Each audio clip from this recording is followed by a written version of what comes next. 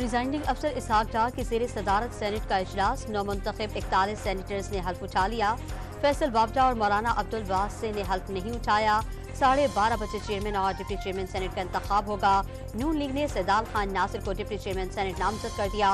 यूसुफ रजा गिलानी का chairman senate मुंतखब होने का इम्कान। तहरीक इंसाफ का सेनेट इलेक्शन के बायकॉट का ऐलान, इजलास मुलतवी करने का मुतालबा। खैबर पख्तूनख्वा सेनेटर्स की नुमाइंदगी तक इलेक्शन में हिस्सा नहीं लेंगे।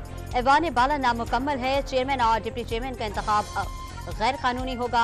अली जफर का इजहार ख्याल। ऐवान बाला मुकम्मल है। खैबर पख्तूनख्वा में इलेक्शन किसी कुदरती आफत पर मुलतवी नहीं हुए। मखसूस नशिस्तों पर हल्फ न लेने पर सेनेट इलेक्शन मुलतवी हुए। वजीर कानून आजम नसीर तारड़ का इजलास से खिताब। शवाल का चांद देखने के लिए मरकजी रोयते हिलाल कमेटी का इजलास आज शाम इस्लामाबाद में होगा।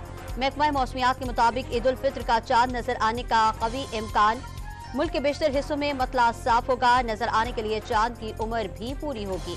बोहरी बरादरी ईद उल फित्र जोशो खरोश से मना रही है। सदर की ताहिरी मस्जिद में ईद उल फित्र की नमाज का सबसे बड़ा इज्तिमा हुआ।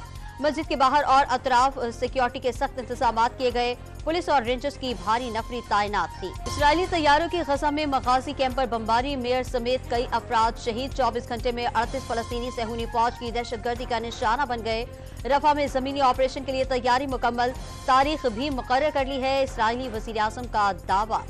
पाकिस्तान स्टॉक एक्सचेंज में तेजी का रुझान, 600 पॉइंट्स इजाफे के बाद 100 इंडेक्स 70,000 पॉइंट्स की रिकॉर्ड सतह उबर कर गया। और न्यूजीलैंड के खिलाफ सीरीज के लिए स्क्वाड का ऐलान आज मुतवक्के। उस्मान, इमाद वसीम, मोहम्मद आमिर टीम का हिस्सा होंगे।